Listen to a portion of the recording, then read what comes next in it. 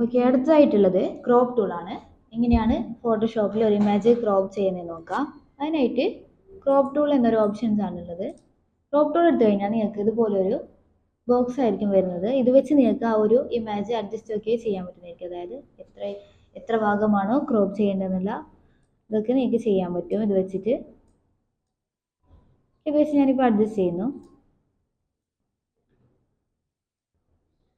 Okay, ഇങ്ങനെ ചെയ്ത ശേഷം ക്രോപ്പ് ടൂളിൽ പ്രധാനമായി അറിഞ്ഞിരിക്കേണ്ടതെന്ന് വെച്ചാൽ ക്രോപ്പ് ടൂളിൻ്റെ മുകളിൽ പ്രോപ്പർട്ടീസിൽ ഡിലീറ്റഡ് ക്രോപ്പ്ഡ് പിക്സൽസ് എന്നുള്ളൊരു ഓപ്ഷൻ ഉണ്ട്.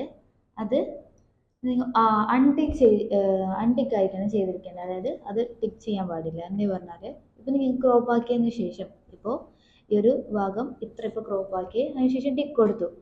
അതിനുശേഷം നിങ്ങൾക്ക് അതായത് അത് ഡിലീറ്റഡ് ക്രോപ്പ്ഡ് പിക്സൽസിലാണ് എൻ്റർ അടിച്ചതെങ്കിൽ നിങ്ങൾക്ക് ആ ഒരു ഭാഗം കുറച്ചും കൂടി, അതായത് എൻ്റർ അടിച്ചതിന് ശേഷം ആ ഒരു ഇമേജിൽ കുറച്ചും കൂടി ഭാഗം ആഡ് ആക്കണം. അതായത് കുറച്ചും കൂടി അതിലേക്ക് ക്രോപ്പ് ആക്കാൻ ആഡ് ആക്കണം എന്നുണ്ടെങ്കിൽ നിങ്ങൾക്കത് ചെയ്യാൻ പറ്റുന്നതായിരിക്കില്ല.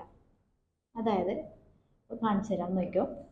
ഇപ്പോൾ ഇത്ര ഭാഗം ഞാൻ സെലക്ട് ആക്കിയിട്ടുണ്ട് ആ ഒരു ഭാഗത്ത്.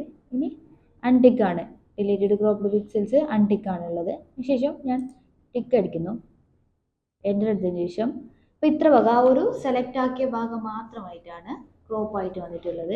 ഇനി ഇതിൽ കുറച്ച് ഭാഗം കൂടി, അതായത് ഇനി കുറച്ച് ഭാഗം കൂടി ക്രോപ്പ് ആണെന്നുണ്ടെങ്കിൽ ഒന്നും കൂടി ക്രോപ്പ് ടൂൾ എടുത്ത് ജസ്റ്റ് ഒന്ന് ക്ലിക്ക് ആക്കി കഴിയുമ്പോൾ നിങ്ങൾക്ക് കാണാൻ പറ്റും. അതായത് നമ്മൾ എടുത്ത ഇമേജ്, ആദ്യം എടുത്തത് ആ ഒരു ഇമേജ് ഫുള്ളായിട്ടുണ്ട്. അതായത് ക്രോപ്പ് ആക്കിയ ഭാഗം മാത്രമാണ് കാണുന്നത്. അതിൻ്റെ ബാക്കിലായിട്ട് ബാക്കിയുള്ളതും കൂടി ഉണ്ട്, അതും കൂടി വന്നിട്ടുണ്ട്. ഇനി നിങ്ങൾക്ക് ഇതിപ്പോൾ വന്നത്, അതായത് ആ ഡിലീറ്റ് ക്രോപ്പ്ഡ് പിക്സൽസ് അൺടിക്ക് അടിച്ചത് കൊണ്ടാണ് ഈ ഒരു ഭാഗം വന്നിട്ടുണ്ട്. അതായത് നിങ്ങൾ ഈ ഒരു ഭാഗം ഡിലീറ്റഡ് ക്രോപ്പ്ഡ് പിക്സൽസ് ടിക്ക് അടിച്ച് കഴിഞ്ഞാൽ നിങ്ങൾക്ക് ഇങ്ങനെ വരുന്നതായിരിക്കില്ല. അതായത് ആ ഒരു ഭാഗം വരുന്നതായിരിക്കില്ല. നിങ്ങൾ ആ ഒരു ക്രോപ്പ് ആക്കിയ ഭാഗം മാത്രമായിരിക്കും വരുന്നത്, ബാക്കിയുള്ളത് ഡിലീറ്റ് ആയിട്ട് പോകുന്നതായിരിക്കും. അങ്ങനെ ചെയ്തതിന് ശേഷം നിങ്ങൾക്ക് എൻ്ററോ അല്ലെങ്കിൽ ടിക്ക് അടിക്കാൻ പറ്റുന്നതായിരിക്കും. ഓക്കെ, ഇപ്പോൾ ആ ഒരു ഭാഗം മാത്രമായിട്ട് നിങ്ങൾക്ക് ക്രോപ്പ് ആയിട്ട് വന്നിട്ടുണ്ട്.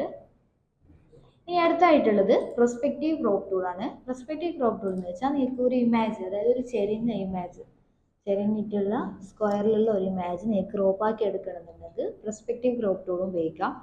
അതിനായിട്ട് ആദ്യം ഫയലിൽ നമുക്കൊരു ഇമേജ് കൂടി ഇതിൽ ഓപ്പൺ ആക്കി എടുക്കണമെന്നുണ്ട്. മെനു ബാറിൽ ഫയൽ എടുത്തതിന് ശേഷം ഓപ്പൺ എടുക്കാം. അതിൽ ഏതെങ്കിലും ഒരു ഇമേജ്, അതായത് ചെരിഞ്ഞിട്ടുള്ള ഒരു ഇമേജ് ഓപ്പൺ എടുക്കാം. ഓക്കെ, ആ ഒരു ഇമേജ് ഇപ്പോൾ ഓപ്പൺ ആയിട്ട് വന്നിട്ടുണ്ട്. അതിനുശേഷം ആ ഒരു ലെയേഴ്സിൽ പോയിട്ട് ആ ഒരു ഇമേജിൻ്റെ ലോക്ക് ഒന്ന് അൺലോക്ക് ചെയ്യാം.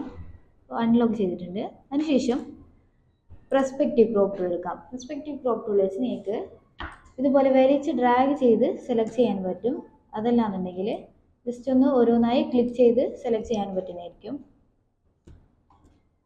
ഇതുപോലെ വലിച്ച് ഡ്രാഗ് ചെയ്ത് കഴിഞ്ഞാൽ അഡ്ജസ്റ്റ് ചെയ്യാൻ പറ്റുന്നതായിരിക്കും. അതായത് ഇപ്പോൾ നിങ്ങൾക്ക് ഏതൊക്കെ എഡ്ജിലാണ് വേണ്ടതെന്നുള്ളത് അഡ്ജസ്റ്റ് ചെയ്യാൻ പറ്റും.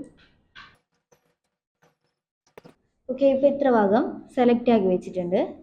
ഇനി ഇത്ര ഭാഗം വേണമെന്നുണ്ടെങ്കിൽ എൻ്ററോ അല്ലെങ്കിൽ ടിക്ക് അടിക്കാനോ പറ്റുന്നതായിരിക്കും. ഞാൻ എൻ്റർ അടിക്കുന്നു. അപ്പോൾ ആ ഒരു സെലക്ട് ആക്കിയ ഭാഗം മാത്രമായിട്ട് ക്രോപ്പ് ആയിട്ട് വന്നിട്ടുണ്ട്. ഇതുപോലെയാണ് ചെറിഞ്ഞിട്ടുള്ള ഇമേജ് ഒക്കെ പെർസ്പെക്റ്റീവ് ക്രോപ്പ് ടൂൾ വെച്ച് ക്രോപ്പ് ആക്കി എടുക്കുന്നുള്ളത്.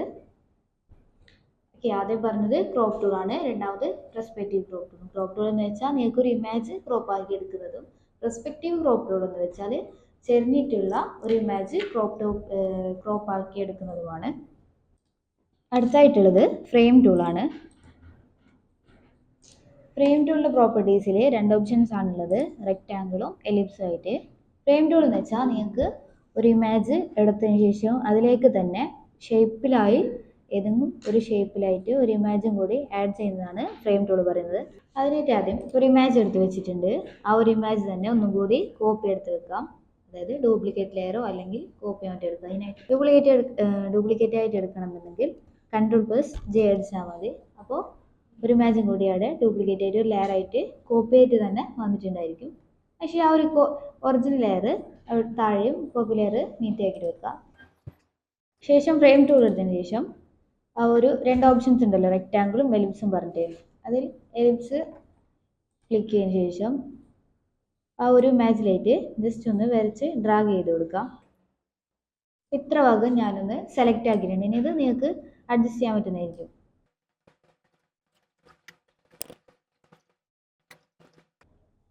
ഓക്കെ, ഇങ്ങനെ സെലക്ട് ആക്കിയതിന് ശേഷം പ്രോപ്പർട്ടീസിൽ പോകുക. അതായത് പ്രോപ്പർട്ടീസ് പാനൽസിലില്ല എന്നുണ്ടെങ്കിൽ വിൻഡോസിൽ പ്രോപ്പർട്ടീസ് എടുക്കാം. ഇപ്പോൾ ഓൾറെഡി എൻ്റെ പാനൽസിൽ പ്രോപ്പർട്ടീസ് ഉള്ളതുകൊണ്ട് ഞാനത് എടുക്കുന്നില്ല. പ്രോപ്പർട്ടീസ് എടുത്തു കഴിഞ്ഞാൽ നിങ്ങൾക്ക് ഇൻസെർട്ട് ഇമേജ് എന്നുള്ളൊരു ഓപ്ഷൻ കാണും. ഇൻസെർട്ട് ഇമേജ് എന്നുള്ളൊരു ഓപ്ഷൻ കാണും. അതിൽ place from local disk embedded എന്നുള്ളൊരു ഓപ്ഷനാണുള്ളത്. Place from local disk embedded എന്നുള്ളൊരു ഓപ്ഷനാണുള്ളത്. അത് ക്ലിക്ക് ചെയ്യുമ്പോൾ നിങ്ങൾക്ക് ഒരു ഇമേജ് പ്ലേസ് ആക്കാനുള്ള ഓപ്ഷൻ വരും. അതിലൊരു ഇമേജ് എടുത്ത് പ്ലേസ് ആക്കാം. നിങ്ങൾ ആ ഒരു സെലക്ട് ആക്കിയ ഭാഗത്ത് പുതിയൊരു ഇമേജ് ആയിരിക്കും പ്ലേസ് ആയിട്ടുണ്ടാവുക. സെലക്ട് ആക്കിയ ഭാഗത്ത് ആ ഒരു ഇമേജ് ആയിരിക്കും പ്ലേസ് ആയിട്ടുണ്ടാവുക. ഇങ്ങനെയാണ് ഫ്രെയിം ടൂൾ യൂസ് ചെയ്യുന്നത്. ഇതിപ്പോൾ എലിപ്സിലാണ് ഞാൻ ചെയ്തത്. ഇതേപോലെ തന്നെ റെക്റ്റാങ്കിളിലും ചെയ്യാൻ പറ്റുന്നതാണ്.